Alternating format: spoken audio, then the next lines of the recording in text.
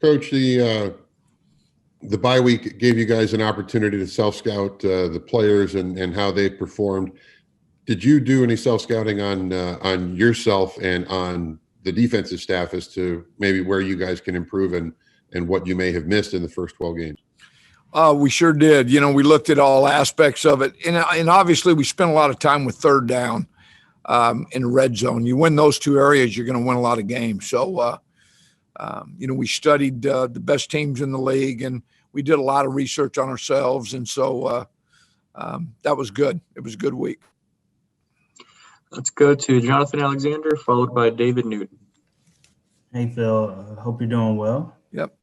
If I could take you into your memory bank really quick, do you recall the first time being impressed with something Brian Burns did on the field? Well, yeah, probably the first time we moved around, as long as he is and his ability to change direction and accelerate. So, he's got exceptional skills. I think as he's still really young. He's actually younger than our rookies. I don't know if you know that in age. So, he's got a lot of room to grow, even physically. I think he's going to get bigger and stronger. So, yeah, he's pretty impressive to watch move. How would you describe his style as a pass rusher? Well, he's kind of exceptional. When you watch him, he can really bend the corners, probably as well as anybody in the league. I think he's going to learn to grow and really like pass rushing too. He likes dropping. I think he sees himself as a linebacker more than he does a D lineman. I think he likes both parts of it, but to rush the passer, you got to really love it and do it all the time. And he's growing in that area. So, like my expectations for him over the next 4 games is, to continue to sack the quarterback and hopefully, he continues to do that. Hey, Phil, staying on the Burns bandwagon here. You guys, Matt's talked about how great teachers you guys are at practice. So what have you guys done to teach Brian more moves this year? Because he seems to be showing a lot more versatility in what he's able to do, primarily, I guess, because he's playing more down than he was last year. What have you guys worked with him specifically on? Well, in fairness to everybody, that was his first year last year, and this is his second year, and I think he's growing into who he is. Mike and Frank have done a nice job with him as far as developing get off and pad level and how to beat an offensive lineman and study how to beat him. So I think he's really improved in those areas. And I think he's going to continue to grow. He's still really young yet. And, I don't know why he wouldn't have, over 10 sacks every year. I talked to him about that yesterday, and my goal for him is to be a 10 sack guy every year. And there's no reason why he can't be. Does he need to beef up any more to be more of an end than play the outside linebacker, since he seems to be doing both? I think if he stays around 250, in that range, I think it's a good weight for him. I think it allows him still to drop and move in coverage and also get off and beat somebody with power. So, and he is strong for his size. He's got long levers and he is strong. So, he's got to continue. I think, he's still really young. He's got to continue. He'll continue to grow and get and mature physically. So, I think he's doing a good job with that right now. And where do you see him best, outside linebacker, defensive end?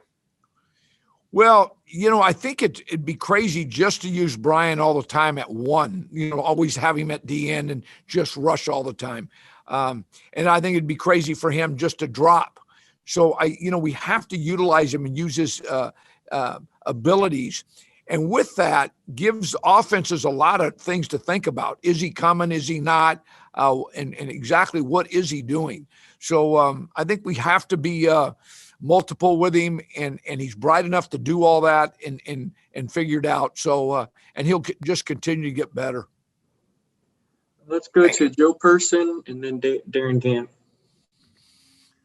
Well, you guys have 4 starters and or regulars on the COVID list, some pretty big names and contributors. How many of those guys, if any, are you expecting to get back?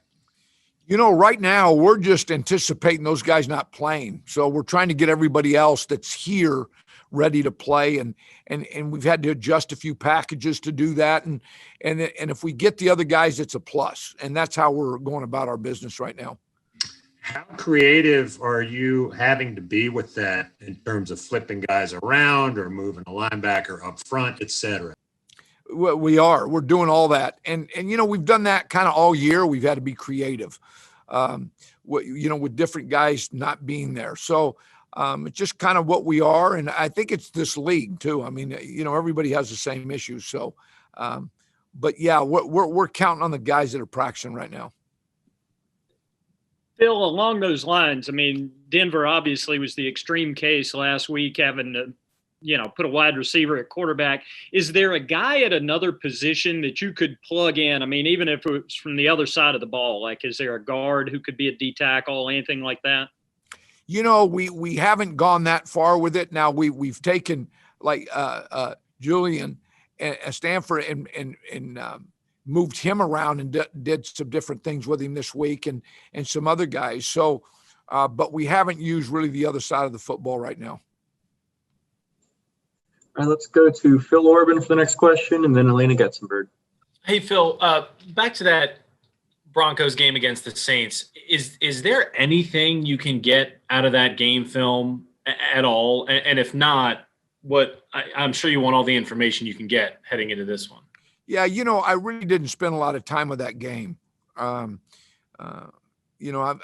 really concentrated on the last 5 to 7 games because, things change as the season goes. We all do a little bit. And so that's what I specifically, but the New Orleans game, I haven't spent a lot of time with it. So I guess my question would be not that it's a disadvantage because you have other games, but I would imagine as a defensive coordinator, you want all the film you can possibly have to kind of digest, especially the later stuff. Yeah, there's no question. But, they were put in a real tough situation and really didn't run their offense. They had to, so to spend a lot of time with that tape, because I'm getting a lot of information from the other games as far as, physically who they are and what they like to do.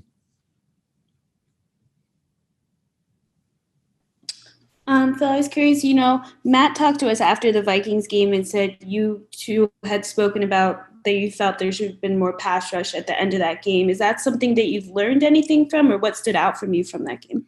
Well, I think too that I had something to do with that too. When you drop 8, you're not going to get a lot of pass rush. So, I had a lot to do with that. So, we learn from each game and we go on. So, we're concentrating on Denver. And then I was curious, I know you mentioned you're preparing like you're not going to have the COVID guys. From where you are today, who do you envision wearing the mic in their helmet? And is there anyone in particular you're looking forward to seeing step up with those guys possibly not available? Well, Jermaine Carter will wear it. Tyre will wear it. So, we have some guys in AG will wear it. So, we've been working on that all week. And so I think we'll be in good shape. All right, let's go to Mike Solarte for the next question. Coach, I know you mentioned that you didn't spend a lot of time on the New Orleans game. When you look at Denver when they are at their normal strength, what does it start with? Lock? Does it start with their O-line? Does it start with their running backs? From your standpoint, I mean, where does it start defending them? Well, it's like they beat the Dolphins a couple weeks ago and they ran for about 190 yards. I think if you let them. And it's their offensive line. They have a pretty good offensive line. If you allow them to run the football, then they're really hard to defend. They're a lot like Minnesota in that they want to run the ball and play action and boot and get the ball out quick. And so they're a lot like Minnesota. They want to be able to run the ball, and they're playing pretty good defense right now. So, I'm sure that, they're going to kick it and play defense and be smart with the football. And when you're smart with the football, you normally run the ball a little bit more and play action and boot. So, and that's primarily what they've done the last 4 to 5 weeks.